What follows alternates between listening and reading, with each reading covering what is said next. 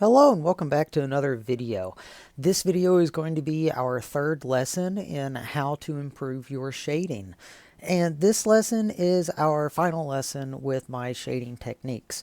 This lesson is also very similar to our previous lesson, so if you haven't watched that video about how to make a sphere, then you're going to want to go back and watch that. So what we're going to do, we are going to take everything that we have learned and we are going to make a form. And a form is simply basic shapes that you draw out and then you add values to them. So the value scale we did in video 1, we're going to take that and we're going to implement the shading that we did in video 2, and then we're going to put that into a form, which is Toothless right here that we're going to be drawing. And how we're going to do that? First off, you're going to want to look at what you're drawing. Pick something. Do not pick it up, turn it around, hold it in your hand. What you want to do is pick something to draw, put it down on the table, and don't touch it. Because every time you touch it, you get a different perspective. The light changes, the shading changes. You need to set whatever you're drawing down and leave it alone. So whenever you draw, always break it down into basic shapes. Everything you do, break it down to basic shapes. You're going to want to break this area down into basic shapes, circles, triangles, rectangles, and draw them fairly large, because the larger that you draw it on your paper, the easier it's going to be to shade.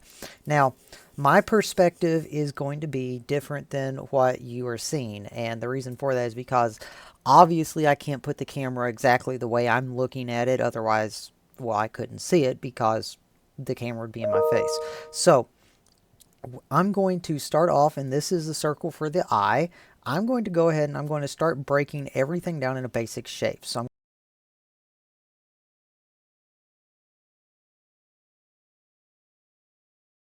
oval. Now these lines that you are drawing in, you are not committed to them at all. All this is basic shapes and lines. So this is the head of Toothless.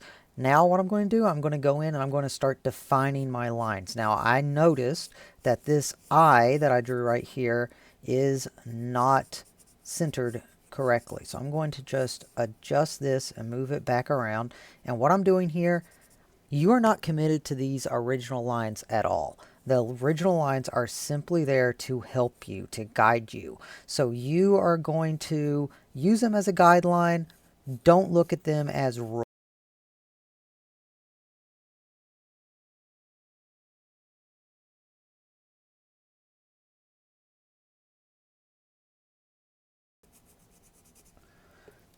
And if those lines are confusing you, you can go ahead and erase the ones that you don't need.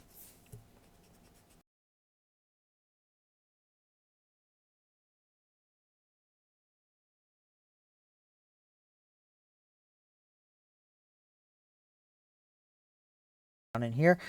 Now what I'm going to do, I'm going to go ahead and I'm going to start shading it. And how you shade it, you need to look at exactly where the light is hitting on your object. And the brighter areas, those areas right there are going to be lighter than the areas that are in shadow. So look at what you're drawing. Make sure that you shade it the way you see it. And I like to focus on the dark areas first. So I'm going to start on the eye. And I'm going around in circles exactly the way that I did in video 1 and 2 with the shading.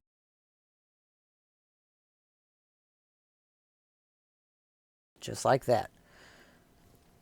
And then let's go in here. We're going to add in the greens right around in here.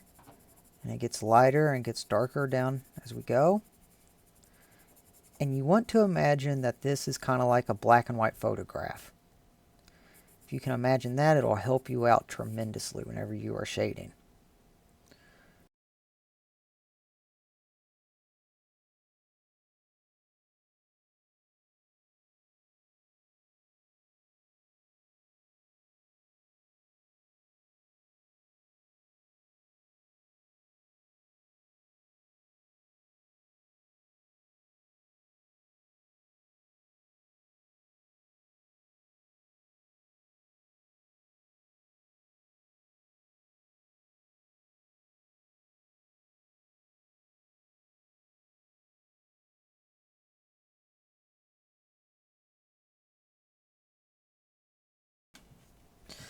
Okay, now if you want to go in and start adding in some highlights and removing some of the darker lines that you added in, you can do that with an eraser. Just go in, kind of brighten up some of those lines.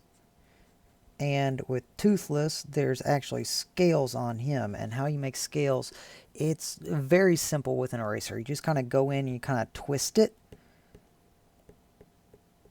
and that kind of makes those little ridges like it's scales.